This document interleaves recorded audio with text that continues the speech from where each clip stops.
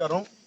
పవన్ కళ్యాణ్ గారు పుట్టినరోజు 55వ పుట్టినరోజు సందర్భాన్ని పురస్కరించుకొని పునబాక గ్రామానికి విచ్చేసిన తెలుగుదేశం పార్టీ మండల అధ్యక్షులు శ్రీ సంచి కృష్ణయ్య గారికి, అలాగే జనసేన పార్టీ మండల అధ్యక్షులు మల్లాం విజయ్ గారికి, తెలుగుదేశం పార్టీ సీనియర్ నాయకులకు, మండల నాయకులకు, పెద్దలకు అందరికీ, అదేవిధంగా ప్రతి ఒక్కరికి కూడా ప్రసాద్ నాయుడు గారికి, అదేవిధంగా సిద్ధుల నాయుడు గారికి, పెద్దలు రామనన్న గారికి, విచ్చేసిన పరశురామ్ గారికి అందరికీ పేరు పేరున నమస్కారాలు తెలియజేస్తున్నాం. సురేష్ గారికి అందరికీ కృతజ్ఞతలు. అలాగే విధంగా ఇక్కడ విచ్చేసిన మీడియా మిత్రులకి ప్రతి ఒక్కరికి కూడా నమస్కారాలు తెలియజేస్తున్నాను. ఏదైతే పవన్ కళ్యాణ్ గారు 2014లో జనసేన పార్టీని స్థాపించడం జరిగింది, ఆ రోజు నుండి ఈ రోజు వరకు కూడా జనమే మాటగా, జనాన్ని నమ్ముకొని జనం ఈ విధంగా ఉండాలి, మనం ఈ విధంగా చేయాలి, మన రాష్ట్రం ఈ స్థాయిలో ఉండాలని చెప్పి ఆయన మొదటి నుండి కష్టపడినటువంటి వ్యక్తి. ఆ రోజు ఆయన కనీసం ఒక ఎమ్మెల్యే సీటు కూడా తీసుకోకుండా బీజేపీకి, తెలుగుదేశానికి సపోర్ట్ చేసి ఆ రోజు పార్టీని అధికారంలోకి తీసుకొచ్చారు. రాష్ట్రం మొత్తం మీద అదేవిధంగా కొన్ని కారణాల వల్ల ఆ రోజు పార్టీల నుండి ఆయన దూరం జరగడం, 2019లో జనసేన పార్టీ ఒంటరిగా పోటీ చేయడం, అదేవిధంగా పవన్ కళ్యాణ్ గారు మా అధ్యక్షులు పోటీ చేసిన 2 స్థానాల నుండి ఆయన ఓటమి పాలవడం, అరాచకమైన వైసీపీ అధికారంలోకి రావడం, లేచిన ప్రతి ఎమ్మెల్యే, ఏమీ తెలియనటువంటి ప్రతి ఎమ్మెల్యే కూడా మా అధ్యక్షుల వారి గురించి లేనిపోయిన మాటలని మాట్లాడడం, అన్నీ పడి 2019లో ఆయన 2 స్థానాల్లో ఓడిపోయినప్పటికీ మా జనసేన ఒకే స్థానంలో గెలిచినప్పటికీ కూడా మేము 6% ఓట్ బ్యాంక్ గెలుచుకున్నాం ఆ రోజున. దాన్ని ఎవరు చూడాల, కానీ మా అధ్యక్షులు వారు 2 చోట్ల ఓడిపోయారని చెప్పి ప్రతి ఒక్కరూ కించపరచడం జరిగింది.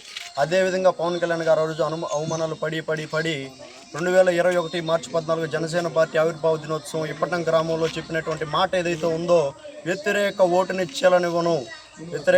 చీలనివ్వను, వైసీపీ వ్యతిరేక శక్తులన్నింటినీ కూడా ఏకం చేసి ఎలక్షన్కి వెళ్తానని చెప్పి ఏదైతే మాట చెప్పాడో, మాట చెప్పిన ప్రకారం తెలుగుదేశాన్ని, బీజేపీని దగ్గరికి తీసుకొచ్చి ఒకే తాటిపైకి 3 పార్టీలు వచ్చి రాష్ట్రం మొత్తం మీద ఒక ఊపిని తీసుకొచ్చాడు, ఒక గాలిని. ఆ గాలిలో ఈ వైసీపీ ఎమ్మెల్యేలు ఎవరైతే మాట్లాడారో, ఎవరైతే కూశారో, మినిస్టర్లు కానీ ఎమ్మెల్యేలు కానీ ప్రతి ఒక్కరూ ఒక్కొక్కరికి భారీ మెజార్టీల్లో ఈ రోజున 175కి 164 సీట్లు గెలుచుకున్నటువంటి ఘనత పవన్ కళ్యాణ్ గారికి, చంద్రబాబు నాయుడు గారికే దక్కుతుంది.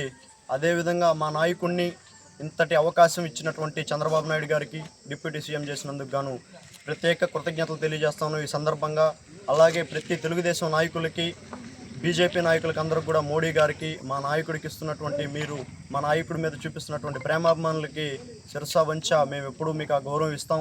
అదేవిధంగా ఎక్కడైనా చిన్న పొరపాట్లున్నా మన జనసేన పార్టీ, తెలుగుదేశంలో మనం అందరం కూడా కలిసిమెలిసి సాగుద్దాం భవిష్యత్తులో అని చెప్పి కూడా అందరికి కూడా తెలియజేసుకుంటూ, చిన్న పొరపాట్లున్నా మనం సర్దుకొని ఇది ముందుకెళ్దామని చెప్పి తెలియజేస్తూ ఉన్నాను. ఇంతటి అవకాశం ఇచ్చిన ఇలాంటి పుట్టినరోజులు మనం అంతా కూడా కలిసిమెలిసి రానున్న రోజుల్లో జరుపుకోవాలని చెప్పి ప్రతి పెద్దల్ని, తెలుగుదేశం పార్టీ నాయకుల్ని, జన సైనికులందరినీ కూడా కోరుకుంటూ ఉన్నాం. యాక్చువల్గా మనం ఇంతటి ఘనంగా పుట్టినరోజు వేడుకల్ని ఉయ్యాల ప్రవీణ్ గారి ఆదేశాల అనుసారం పెళ్లకూరు మండలం పునబాక గ్రామంలో ఈ రోజున జరపడం జరుగుతూ ఉంది. ప్రత్యేకంగా ఉయ్యాల ప్రవీణ్ గారికి మా హృదయపూర్వక ధన్యవాదాలు, కృతజ్ఞతలు. థ్యాంక్స్ అన్న, మాకు ఇంత అవకాశాన్ని ఇచ్చి మమ్మల్ని అందరూ కూడా ప్రోత్సహిస్తూ ముందుకు తీసుకెళ్తున్న మీకు ప్రత్యేక ధన్యవాదాలు తెలియజేసుకుంటూ, మరొకసారి జనసేన పార్టీ అధ్యక్షులు, ఆంధ్రప్రదేశ్ రాష్ట్ర ఉప ముఖ్యమంత్రి వర్యులు శ్రీ పవన్ కళ్యాణ్ గారికి జన్మదిన శుభాకాంక్షలు తెలుపుకుంటూ ధన్యవాదాలు.